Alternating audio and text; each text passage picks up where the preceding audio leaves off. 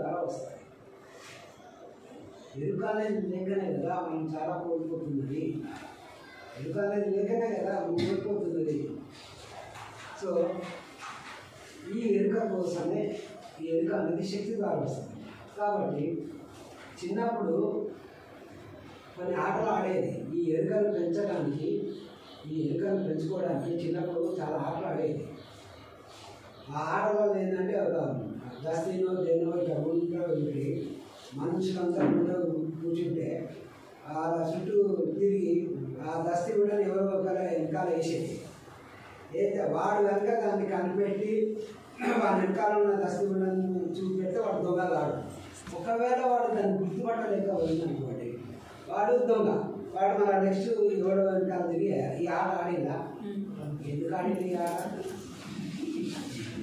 ఈ ఆట ఆడడానికి ఒక ఉద్దేశం ఏంటి? ఏమెరక? స్పర్శలో ఉన్నామని. ఏ స్పర్శలో కాదు కానీ అంత దస్తీ ఉంటే ఏమన్నా సౌండ్ అంత అర్థమై, కానీ ప్రతిదానికి ఇంత సౌండ్ అయితే చెప్తుంది. నువ్వు వినిపించేంత సౌండ్ అయితే రాదు, కానీ సూక్ష్మాతి సూక్ష్మమైన శబ్దం అయితే జరుగుతుంది. ఆ సూక్ష్మాతి సూక్ష్మ శబ్దాన్ని కూడా నువ్వు పట్టుకోగలిగేంత ఎరుక స్థాయిలో ఉండాలి. అది ఎరుక స్థాయి. దానికోసం మనం ఆట ఆడినాం. దానికోసం ఆడినాం. ఈ ముక్కు గిచ్చి కూడా ఎరికాను. ముక్కు గిచ్చి ఎందుకు అది కూడా ఎరుకను పెంచుకోవడానికి. ఒక్కొక్క మనిషి ఈ కళ్ళు మూసి వచ్చి ముక్కు దిగిపోతాడు. ఆ వచ్చేటప్పుడు వీడు గుర్తుపట్టగలగాలి. ఆ నడకను బట్టి, ఆ పాదాల శబ్దాన్ని బట్టి ఒక్కొక్క మనిషి నుంచి ఒక్కొక్క వాసన ఉంటుంది. ఆ వాసనను బట్టి వచ్చేది లక్ష్మణ రమ్య ఇదేదో కనిపెట్టాలి. దీనికోసం మనం ఆ ఆటలు ఆడినాం. ఒట్టిగా ఆడేవాళ్ళం చిన్నప్పుడు. మన భారత సాంప్రదాయంలో కదా ఒట్టిగా ఏదీ లేదు. ఇప్పుడు కాకపోతే మన పిల్లలకు పబ్జీలు వాడేవాడు బజ్జీలు తిరిగి పబ్జీ తిరిగి మోడాలి కదా. ఇది మన పెంపక విధానం. చిన్నప్పుడు మా తల్లిదండ్రులు అట్లా పెంచారు బాగుంది, కానీ ఇట్లా పెంచుతున్నా బాగుందని. ప్రతి ఆట వెనకాల ఎరుక అవేర్నెస్ని పెంచేటువంటి టెక్నిక్లు తిరిగేవి. చిన్నపిల్లలు గుండ్రా తిరుగుతారు. ఈ గుండ్రా తిరిగేది ఎక్కడి నుంచి వచ్చిందంటే ఇది సూఫీల డ్యాన్స్. సూఫీ కాదు, సూఫీల డ్యాన్స్. ఈ డ్యాన్స్ ద్వారా వాళ్ళు ఇలా తిరుగుతూ ఈ భౌతిక శరీరం అనేది తిరుగుతూ ఉంటుంది. లోపల యాస్ట్రల్ బాడీ అంతా ఒక ముద్దలాగా అవుతుంది. ముద్దలాగైనప్పుడు యాస్ట్రల్ బాడీని రిలీజ్ చేసే ప్రక్రియ చేయడానికి గాను ఈ తిరగడం అనే టెక్నిక్లు సూఫీ మాస్టర్లు వాడతారు. దీన్ని సూఫీ డ్యాన్స్ అంటారు. ఇది పిల్లలు చుట్టూ గాలి వాన ఆడుతుంది, తిరగడం. ఇది ఏది కొట్టిగా లేదమ్మా. అంతే దగ్గర పోయి స్టాప్ గో ఆట తెలుసు కదా. స్టాప్ గో స్టాప్ అనగానే ఒకవేళ నడుస్తుందనుకో అమ్మాయి, ఒక కాలు పైన కాలు తింటుందనుకో, కాలు కింద పెట్టదు. స్టాప్ అనగానే ఆ కాలు అట్లాగే పెట్టించాలి. ఎందుకు అది ఎరుక. నీ మనసు ఏం ఆలోచిస్తుంది, అది చూస్తుందా లేదో. కాలు కింద పెట్టు, ఒకసారి కింద పెట్టి ఆలోచిస్తుంది. ఎన్ని రకాలుగా నీ లోపల భావాలు కలుగుతున్నాయి అనేది. తర్వాత నీ శరీరం ఏమంటుంది, ఎక్కడ నొప్పుకుంటుంది, ఏమవుతుంది, ఇవన్నీ ఎరగగలగడానికి స్టాప్ గో ఆట ఆడేది. ఇవన్నీ ఒట్టి పిచ్చి పిచ్చి ఆటలు కాదు మనం ఆడేది. మనం నేర్పాను పిల్లలకు ఈ ఆట. నవ్వుతున్నారు పిల్లలకు నేర్పాను. మేము కూడా ఆడుకోవాలి. ఇక్కడ ఆడియాలి చూస్తాను. సో ధ్యానం నాతో ధ్యానము, ధ్యానం ద్వారా శక్తి, శక్తి ద్వారా ఎరుక. ఎరుక ద్వారా ఏమొస్తుంది అంటే వివేక వైరాగ్యాలు వస్తాయి. ఎరుక ద్వారా ఏమొస్తాయి? వివేకం అంటే ఏది నిత్యము, ఏది అనిత్యము, ఏది సత్యము, ఏది అసత్యము, ఏది శాశ్వతము, ఏది అశాశ్వతము అని తెలుసుకునేటువంటి జ్ఞానాన్ని వివేకము. మరి వైరాగ్యం అంటే దశలు మార్చుకొని హిమాలయాలకు ఆడి పరిగెత్తులు కాదు. వైరాగ్యం అంటే ఏంది? అందుకే నేను చెప్పేది ఆధ్యాత్మికంలో ప్రతి పదానికి చాలా లోతైన అర్థం ఉంటుంది. పైన అర్థం తీసుకుంటే దెబ్బతింటారు. వైరాగ్యం అంటే సన్యాసం కాదు. వైరాగ్యం అంటే ఎటో పెళ్ళపరాలు వదిలిపెట్టి మూడు కాదు. వైరాగ్యం అంటే ఏదైతే వివేకం ద్వారా అనిత్యము, అశాశ్వతము, అసత్యం అని తెలుసుకున్నామో దాన్ని వదిలివేయడమే వైరాగ్యం. అందుకే వివేక వైరాగ్యం అనేది జటపద. వివేకం ద్వారా ఏదైతే తెలుసుకున్నామో, ఏది నిత్యమో ఏది అనిత్యమో అని తెలుసుకున్నాం కదా, మనకు పనికిదాన్ని అన్నింటి వదిలివేయడం వైరాగ్యం. అర్థమైంది? నేను సపోర్ట్ కొట్టాను.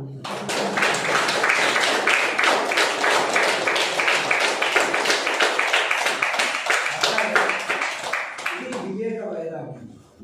వివేక వైరాగ్యం అనేది మన ఫిజికల్ లైఫ్లో కూడా చాలా అవసరం.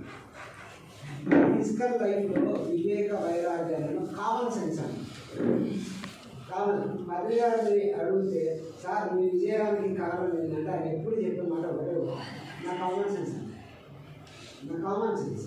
ఇంగిత జ్ఞానం, ఇంగిత జ్ఞానం ఉండాలి. కామన్ సెన్స్ ఉంటేనే ఈ లోకంలో బ్రతకగలుగుతారు. సో కామన్ సెన్స్ అనేది విపరీతంగా దొరుకుతుంది ఈ వివేక వైరాగ్యాల వల్ల. ఓకేనా ఫ్రెండ్స్? ఇది ఏంటిది? గుర్తున్నది ఒక టైం ఈరోజు సంపించడం. ఫస్ట్ మరోసారి ధ్యానము, ధ్యానం ద్వారా శక్తి, శక్తి ద్వారా ఎరుక, ఎరుక ద్వారా వివేక వైరాగ్యం. వివేక వైరాగ్యం ద్వారా ఏం జరుగుతుందంటే సహనం.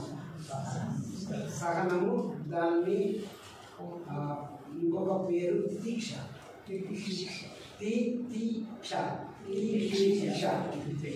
సహనం లోపల నాకు శాతన కాక నేను సహనం దేవతో నీడ్చినట్టు కొట్టేటో నేను అది ఏం చేయలేక నేను కామున్నా. అది సహనం అంటారు. తితిక్ష లేదు తెలుసా? వాళ్ళని కొట్టగలిగి కూడా నేను కొట్టకుండా నేను సహనం ఉంటాడు. అది తితిక్ష. చేయగలిగి ఉండి కూడా చేయకుండా సహనంగా ఉండటం తితిక్ష. మళ్ళీ నేను ఎవరి మీద కాంప్లైంట్ లేకుండా సహనంగా ఉండాలని చెప్పాను, కానీ లోపల మనలో తీసుకుంటూ ఉంటాడు. తితిక్ష లోపల అట్లా ఉంటుంది. తితిక్ష అంటే చేయగలిగి ఉండి కూడా రియాక్ట్ కాకుండా వాడు దాన్ని సహించడం ఒకటి. రెండవది, ఎట్లాంటి ఎవరి మీద కూడా కాంప్లైంట్ భావన లేకుండా ఉండడం. అది తితిక్ష. కృష్ణ భగవానుడు 2 శ్లోకాలు చెప్పాడు. తితిక్ష అనేది అవసరం అర్జున. తితిక్ష అనేది అవసరం. ఎందుకంటే మాత్ర స్పర్శాస్తు కౌంతేయ శీతోష్ణ సుఖదుఃఖద అని ఒక శ్లోకం ఏం చెప్తుందంటే, నీకు దేహం ఉన్నది అంటే ఖచ్చితంగా నీకు శీతోష్ణాల ప్రభావం అనేది నీ దేహం మీద ఉంటుంది. దేహం ఉన్నదంటే ఏముంటుంది? శీతోష్ణాలు అంటే చలి వేడి అనేది దాని ప్రభావం ఉంటుంది, ఎందుకంటే దేహం కాబట్టి. అట్లాగే మనస్సు అనేది ఉంటుంది కాబట్టి సుఖ దుఃఖాల ప్రభావం కూడా ఉంటుంది. సో ఈ ప్రభావాలయందు నువ్వు తితిక్ష అంటే దేని మీద కాంప్లైంట్ లేకుండా, దేని మీద నువ్వు తిట్టకుండా, నువ్వు ఎట్లాంటి ఆరోపణలు చేయకుండా దాన్ని కనుక నువ్వు అనుభవించినట్టయితే దాన్ని అనుభవించాలని చెప్పారు. దాన్ని నువ్వు అనుభవించలేదు. మరి ఇట్లా అనుభవిస్తారా?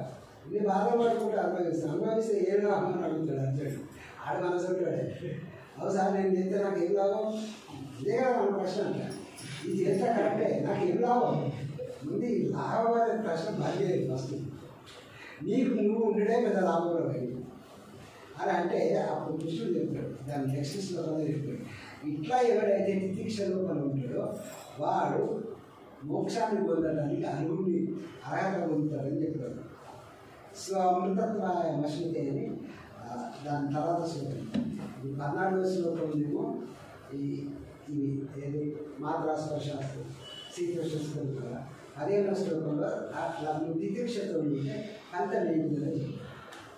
ఓకేనా ఫ్రెండ్స్? సో తితిక్ష అంటే without any complaining, without any complaining. విపరీతంగా చింతించడం, విలపించడం, దుఃఖించడం అనేది లేకుండా, కుమిలి బాధపడకుండా, ఎవరి పట్ల ప్రతీకార ధోరణి లేకుండా, ఎవరిని నిందించకుండా, మనసులో నిందించే లేదా కాంప్లైనింగ్ భావన లేకుండా, అసహాయ స్థితిలో భరించడం కాదు, చేతనయ్యి కూడా ఏమి చేయగలిగే స్థితి ఉండి కూడా భరించడం ఏదైతే ఉందో దాని పేరే తితిక్ష. సాధన కాబట్టి వాడు సాధనంగా వాడు పెద్ద గొప్పే కాదు, చేయడానికి ఎట్లా సాధన కాదు కదా, చేయగలిగినోడు సాధనంగా ఉండడం అనేది గొప్ప. సో ఇది తితిక్ష. ధ్యానం ద్వారా ఏమొస్తుంది?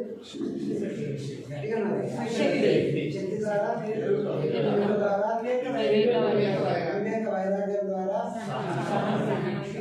తితిక్ష లేదా సాధన. సాధనం అంటే మామూలు సాధనం అనేది.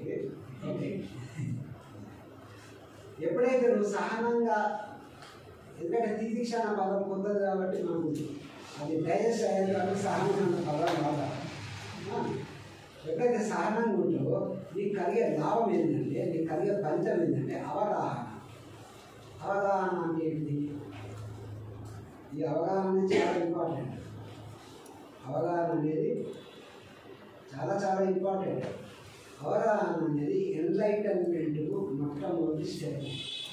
అవగాహన అనేది ఎన్లైటన్మెంట్కు మొట్టమొదటి స్టెప్. ఎవరికైతే అవగాహన కలుగుతుందో, ఎవరికైతే అవగాహన కలుగుతుందో వారి జీవితం అనేది ఇంకొక తీరులో ఉంటుంది. వారి జీవితం అనేది చాలా మార్పు. ఆ జీవితం అనేది ఇంకొక కొత్త డైమెన్షన్లో ఉంటుంది. ఈ అవగాహనలు చాలా ఉన్నాయి, కానీ మనకి ఇక్కడ సమయం లేదు కాబట్టి ఈ అవగాహనను బంద్ చేసుకొని ఒకటి అవగాహన ఒక్కటే చెప్తున్నాం. భయం అంటే ఏంటి? భయం అంటే ఏంటి? భయం ఎట్లా పుడుతుంది?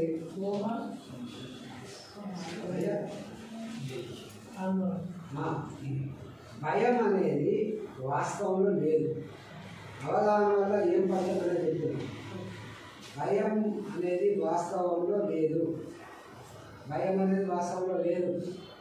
భయం అనేది ఎట్లా కలుగుతుందంటే, భయం అనేది వాస్తవంలో లేదంటే అది ఒక వస్తువుగా లేదు, ఒక విషయంగా లేదు, దానికి ఒక స్వతంత్ర మనుగడ అనేది లేదు భయానికి. కదండి, భయం అనేది నీ ఊహ, నీ సంశయం వల్ల కలిగేటువంటి ఒక భావ ఉద్వేగం, ఎమోషన్. కదండి, ఏంటి ఆ ఎమోషన్? నువ్వు ఒక కోరిక కోరినావు, కోరిక నెరవేరుతుందో నెరవేరదో ఇది డౌట్ ఉంటావు. నెరవేరుతుందో నెరవేరదో అన్న వరకు నీ బీపీ పెరుగుతూనే ఉంటుంది, బీపీ సీరియస్గా పెరుగుతుంది. ఆ భయం అనేది లోపల స్టార్ట్ అవుతూ ఉంటుంది. అవుతుందో కాదు. ఏంటి కట్టుకున్నావు అంటే ఏమన్నా మాట్లాడరాదు. భయం ఉన్నప్పుడు మాట్లాడరు, ఆందోళన ఉన్నప్పుడు భర్తతో కూడా మాట్లాడరు. ఈ జగత్ తిట్టాలని చెప్తుంది కదా. భయం అనేది కారణం ఏంటంటే ఒక కోరిక కలిగి ఆ కోరిక అవుతుందో కాదో అన్న డౌట్ ఉన్నప్పుడు భయం కలుగుతుంది. తర్వాత ఒకవేళ కలగకపోతే ఎట్లా, ఒకవేళ అనుకున్నది నెరవేరకపోతే ఎట్లా, అనుకున్నది ఇది భయానికి కారణం ఏంటంటే కోరిక. సో ఎప్పుడైతే నీకు కోరిక వల్ల భయం కలుగుతుందని తెలిసినప్పుడు, ఒకవేళ నువ్వు కోరిక కోరాల్సి వచ్చినా అది నెరవేరినా ఒక్కటే, నెరవేరకపోయినా ఒక్కటే అన్న దూరంలో కోరుతావు కదా. ఇది నెరవేరాలి అన్న కోరిక ఉన్నప్పుడు నెరవేరకపోతే ఎట్లా అన్న ప్రశ్న వస్తేనే భయం. అర్థమైంది? సో ఇది ఈ అవగాహన, దీన్ని ఏమంటారు? దీన్ని అండర్స్టాండింగ్ అంటారు. దీన్ని ఏమంటారు? అవగాహన. ఈ అవగాహన కలిగిందనుకో నీకు భయం ఉండే అవకాశం ఉంటుందా?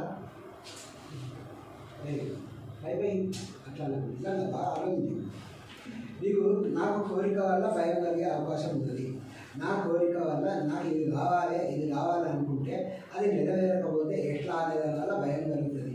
అది తెలిసినప్పుడు నువ్వు కోరికను కోరుతావు, కానీ ఎట్లా కోరుతావు? అయితే ఓకే అప్పుడు నీ భయం ఉంటుందా?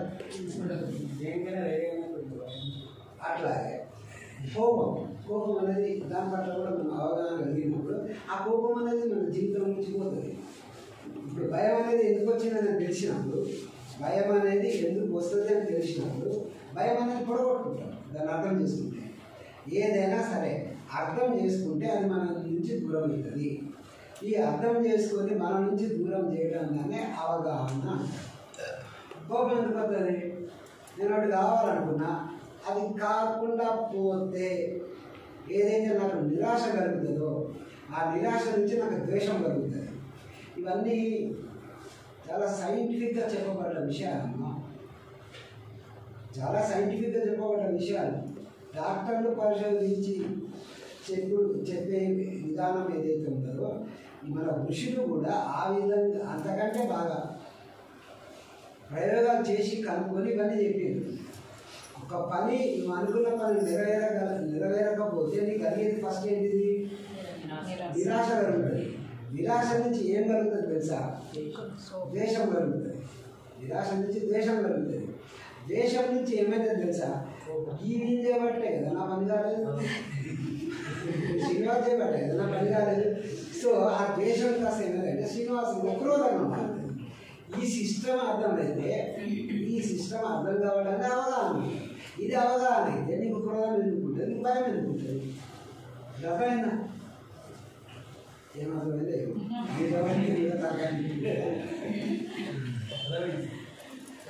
సో అవగాహన అనేది చాలా ఇంపార్టెంట్.